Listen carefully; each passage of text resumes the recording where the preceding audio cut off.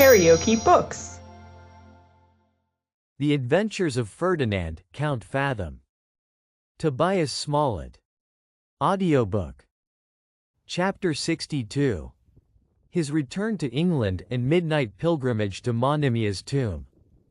He considered the date of that unparalleled transaction, which agreed with his conjecture, and from the inquiries he made concerning the person of the traitor, gathered reasons sufficient to confirm his supposition. Thus certified, that is the villain, cried the Count, whose infernal arts have overwhelmed me with such misery as heaven itself hath made no remedy to dispel. To revenge my wrongs on that perfidious miscreant, is one of the chief reasons for which I deign to drag about an hateful being. O Don Diego! What is life, when all its enjoyments are so easily poisoned by the machinations of such a worm?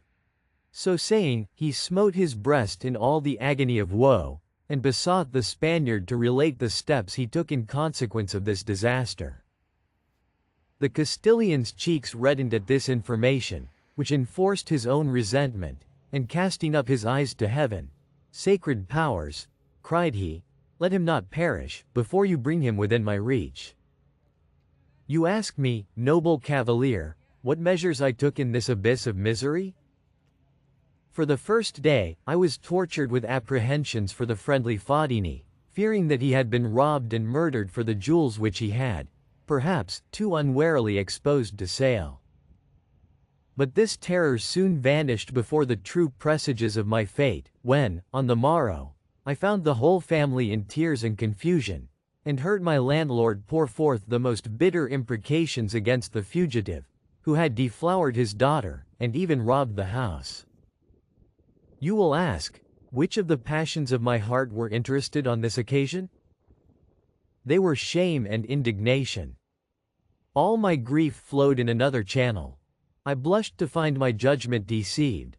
I scorned to complain, but, in my heart, denounced vengeance against my base betrayer. I silently retired to my apartment, in order to commune with my own thoughts. I had borne greater calamities without being driven to despair. I summoned all my fortitude to my assistance, and resolved to live in spite of affliction. Thus determined, I betook myself to the house of a general officer, whose character was fair in the world, and having obtained admission in consequence of my oriental appearance, to a man of honor, said I, the unfortunate need no introduction. My habit proclaims me a Persian. This passport from the States of Holland will confirm that supposition. I have been robbed of jewels to a considerable value, by a wretch whom I favored with my confidence, and now, reduced to extreme indigence, I come to offer myself as a soldier in the armies of France. I have health and strength sufficient to discharge that duty. Nor am I unacquainted with a military life, which was once my glory and occupation. I therefore sue for your protection, that I may be received, though in the lowest order of them that serve the king, and that your future favor may depend upon my behavior in that capacity. The general, surprised at my declaration, surveyed me with uncommon attention. He perused my certificate, asked divers questions concerning the art of war, to which I returned such answers as convinced him that I was not wholly ignorant in that particular. In short, I was enlisted as a volunteer in his own regiment, and soon after promoted to the rank of a subaltern, and the office of equerry to his own son, who, at that time, had attained to the degree of colonel, though his age did not exceed 18 years. This young man was naturally of a ferocious disposition, which had been rendered quite untractable by the pride of birth and fortune, together with the license of his education. As he did not know the respect due to a gentleman, so he could not possibly pay it to those who were, unfortunately, under his command. Divers mortifications I sustained with that fortitude which became a Castilian who lay under obligations to the father, till, at length, laying aside all decorum, he smote me. Sacred heaven!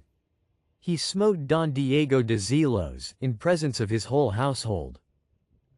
Had my sword been endowed with sensation, it would of itself have started from its scabbard at this indignity offered to its master.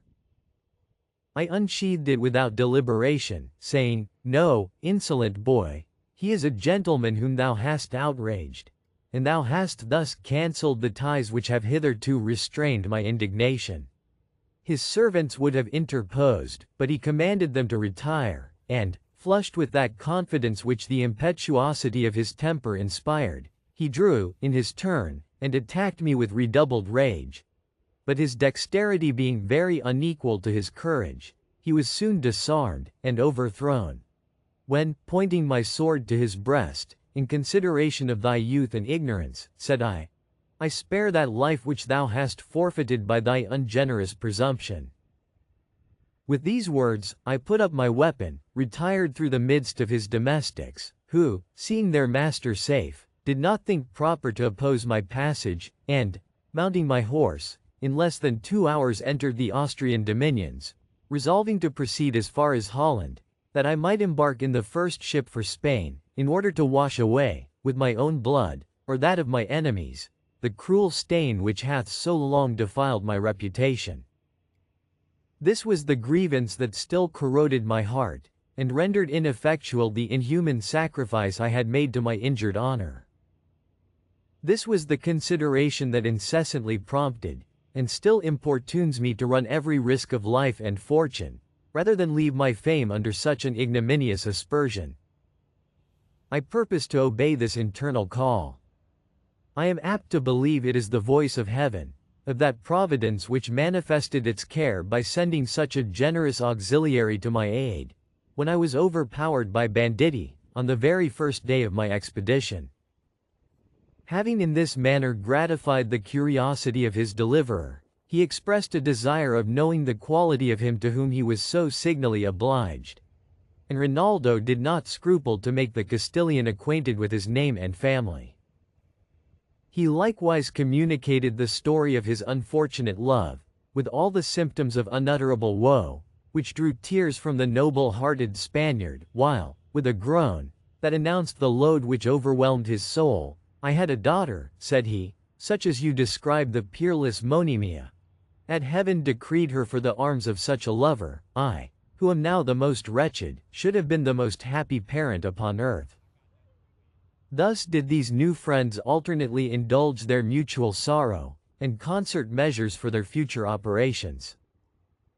Melville earnestly solicited the Castilian to favor him with his company to England, where, in all probability, both would enjoy the gloomy satisfaction of being revenged upon their common betrayer, Fathom.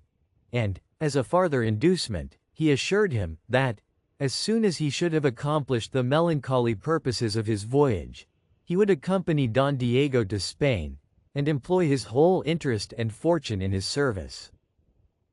The Spaniard, thunderstruck at the extravagant generosity of this proposal, could scarce believe the evidence of his own senses, and, after some pause, replied, "My duty would teach me to obey any command you should think proper to impose. But here my inclination and interest are so agreeably flattered, that I should be equally ungrateful and unwise, in pretending to comply with reluctance." This point being settled, they moved forwards to Mons, as soon as Don Diego was in a condition to bear the shock of such a removal, and there remaining until his wounds were perfectly cured, they hired a post-chaise for Ostend, embarked in a vessel at that port, reached the opposite shore of England, after a short and easy passage, and arrived in London without having met with any sinister accident on the road. As they approached this capital, Rinaldo's grief seemed to regurgitate with redoubled violence. His memory was waked to the most minute and painful exertion of its faculties.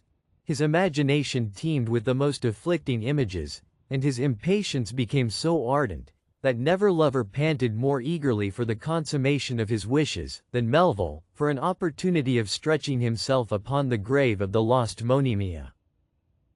The Castilian was astonished, as well as affected, at the poignancy of his grief, which, as a proof of his susceptibility and virtue, endeared him still more to his affection, and though his own misfortunes had rendered him very unfit for the office of a comforter, he endeavored, by soothing discourse, to moderate the excess of his friend's affliction.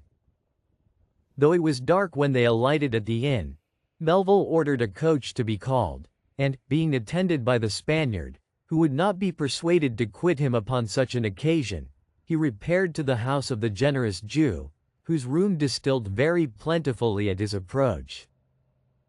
The Count had already acquitted himself in point of pecuniary obligations to this benevolent Hebrew, and now, after having made such acknowledgments as might be expected from a youth of his disposition, he begged to know by what channel he had received that letter which he had been so kind as to forward to Vienna. Joshua, who was ignorant of the contents of that epistle, and saw the young gentleman extremely moved, would have eluded his inquiry, by pretending he had forgot the circumstance.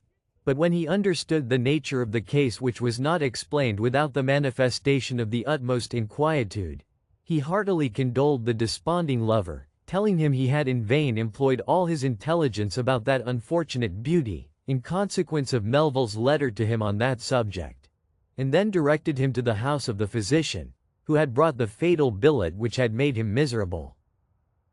No sooner did he receive this information than he took his leave abruptly, with promise of returning next day, and hied him to the lodgings of that gentleman, whom he was lucky enough to find at home. Being favored with a private audience, when I tell you, said he, that my name is Rinaldo Count de Melville, you will know me to be the most unfortunate of men. By that letter, which you committed to the charge of my worthy friend Joshua, the fatal veil was removed from my eyes, which had been so long darkened by the artifices of incredible deceit, and my own incurable misery fully presented to my view. If you were acquainted with the unhappy fair, who hath fallen a victim to my mistake, you will have some idea of the insufferable pangs which I now feel in recollecting her fate. If you have compassion for these pangs, you will not refuse to conduct me to the spot where the dear remains of Monimia are deposited. There let me enjoy a full banquet of woe. There let me feast that worm of sorrow that preys upon my heart. For such entertainment have I revisited this, to me, ill-omened isle. For this satisfaction I intrude upon your condescension at these unseasonable hours. For to such a degree of impatience is my affliction wedded, that no slumber shall assail mine eyelids, no peace reside within my bosom, until I shall have adored that earthly shrine where my Monimia lies. Yet would I know the circumstances of her fate. Did heaven ordain no angel to minister to her distress? Were her last moments comfortless? Ha! Was not she abandoned to indigence, to insults, left in the power of that inhuman villain who betrayed us both? Sacred heaven! Why did Providence wink at the triumph of such consummate perfidy? The physician, having listened with complacency to this effusion, replied, "It is my profession, it is my nature to sympathize with the afflicted. I am a judge of your feelings, because I know the value of your loss. I attended the incomparable Monimia in her last illness, and am well enough acquainted with her story to conclude that she fell a sacrifice to an unhappy misunderstanding, effected and fomented by that traitor who abused your mutual confidence." He then proceeded to inform him of all the particulars which we have already recorded, touching the destiny of the beauteous orphan, and concluded with telling him he was ready to yield him any other satisfaction which it was in his power to grant. The circumstances of the tale had put Rinaldo's spirits into such commotion, that he could utter nothing but interjections and unconnected words. When Fathom's behavior was described, he trembled with fierce agitation, started from his chair, pronouncing, "Monster! Fiend! But we shall one day meet." When he was made acquainted with the benevolence of the French lady, he exclaimed, "O heaven-born charity and compassion! Sure that must be some spirit of grace sent hither to mitigate the tortures of life. Where shall I find her, to offer up my thanks and adoration?" Having heard the conclusion of the detail, he embraced the relator, as the kind benefactor of Monimia, shed a flood of tears in his bosom, and pressed him to crown the obligation, by conducting him to the solitary place where now she rested from all her cares. The gentleman, perceiving the transports of his grief were such as could not be opposed, complied with his request, attended him in the vehicle, and directed the coachman to drive to a sequestered field, at some distance from the city, where stood the church within whose awful aisle this scene was to be acted. The sexton, being summoned from his bed, produced the keys, in consequence of a gratification, after the physician had communed with him apart, and explained the intention of Rinaldo's visit. During this pause the soul of Melville was wound up to the highest pitch of enthusiastic sorrow. The uncommon darkness of the night, the solemn silence, and lonely situation of the place, conspired with the occasion of his coming, and the dismal images of his fancy, to produce a real rapture of gloomy expectation, which the whole world would not have persuaded him to disappoint. The clock struck 12, the owl screeched from the ruined battlement, the door was opened by the sexton, who, by the light of a glimmering taper, conducted the despairing lover to a dreary aisle, and stamped upon the ground with his foot, saying, "Here the young lady lies interred." Melville no sooner received this intimation, than falling on his knees, and pressing his lips to the hallowed earth, "Peace," cried he, to the gentle tenant of this silent habitation. Then turning to the bystanders with a bloodshot eye, said, "Leave me to the full enjoyment of this occasion. My grief is too delicate to admit the company even of my friends. The rites to be performed require privacy. Adieu, then, here must I pass the night alone." The doctor, alarmed at this declaration, which he was afraid imported some resolution fatal to his own life, began to repent of having been accessory to the visit, attempted to dissuade him from his purpose, and finding him obstinately determined, called in the assistance of the sexton and coachman, and solicited the aid of Don Diego, to force Rinaldo from the execution of his design. The Castilian, knowing his friend was then very unfit for common altercation, interposed in the dispute, saying, "You need not be afraid that he will obey the dictates of despair. His religion, his honor will baffle such temptations. He hath promised to reserve his life for the occasions of his friend, and he shall not be disappointed in his present aim." In order to corroborate this peremptory address, which was delivered in the French language, he unsheathed his sword, and the others retreating at sight of his weapon, "Count," said he, "enjoy your grief in full transport. I will screen you from interruption, though at the hazard of my life. And while you give a loose to sorrow, within the ghastly vault, I will watch till morning in the porch, and meditate upon the ruin of my own family and peace." He accordingly prevailed upon the physician to retire, after he had satisfied the sexton, and ordered the coachman to return by break of day. Rinaldo, thus left alone, prostrated himself upon the grave, and poured forth such lamentations as would have drawn tears from the most savage hearer. He called aloud upon Monimia's name. "Are these the nuptial joys to which our fate hath doomed us? Is this the fruit of those endearing hopes, that intercourse divine, that raptured admiration, in which so many hours insensibly elapsed? Where now are those attractions to which I yielded up my captive heart? Quenched are those genial eyes that gladdened each beholder, and shone the planets of my happiness and peace? Cold, cold and withered are those lips that swelled with love, and far outblushed the damask rose. And forever silenced is that tongue, whose eloquence had power to lull the pangs of misery and care. No more shall my attention be ravished with the music of that voice, which used to thrill in soft vibrations to my soul. O sainted spirit!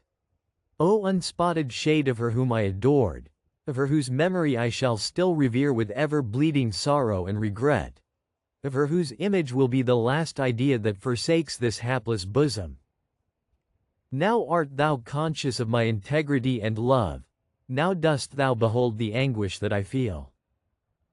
If the pure essence of thy nature will permit, wilt thou indulge this wretched youth with some kind signal of thy notice, with some token of thy approbation? Wilt thou assume a medium of embodied air, in semblance of that lovely form which now lies mouldering in this dreary tomb, and speak the words of peace to my distempered soul. Return, Monimia, appear, though but for one short moment, to my longing eyes. Vouchsafe one smile. Rinaldo will be satisfied. Rinaldo's heart will be at rest. His grief no more will overflow its banks, but glide with equal current to his latest hour. Alas! These are the raving of my delirious sorrow. Monimia hears not my complaints. Her soul, sublimed far, far above all sublunary cares, enjoys that felicity of which she was debarred on earth. In vain I stretch these eyes, environed with darkness undistinguishing and void. No object meets my view, no sound salutes mine ear, except the noisy wind that whistles through these vaulted caves of death. In this kind of exclamation did Rinaldo pass the night, not without a certain species of waffle enjoyment, which the soul is often able to conjure up from the depths of distress, insomuch that, when the morning intruded on his privacy, he could scarce believe it was the light of day, so fast had fleeted the minutes of his devotion. His heart being thus disburdened, and his impatience gratified, he became so calm and composed, that Don Diego was equally pleased and astonished at the air of serenity with which he came forth, and embraced him with warm acknowledgments of his goodness and attachment. He frankly owned that his mind was now more at ease than he had ever found it, since he first received the fatal intimation of his loss, that a few such feasts would entirely moderate the keen appetite of his sorrow, which he would afterwards feed with less precipitation. He also imparted to the Castilian the plan of a monument, which he had designed for the incomparable Monimia, and Don Diego was so much struck with the description, that he solicited his advice in projecting another, of a different nature, to be erected to the memory of his own ill-fated wife and daughter, should he ever be able to re-establish himself in Spain. If you liked what you heard, please subscribe to the channel.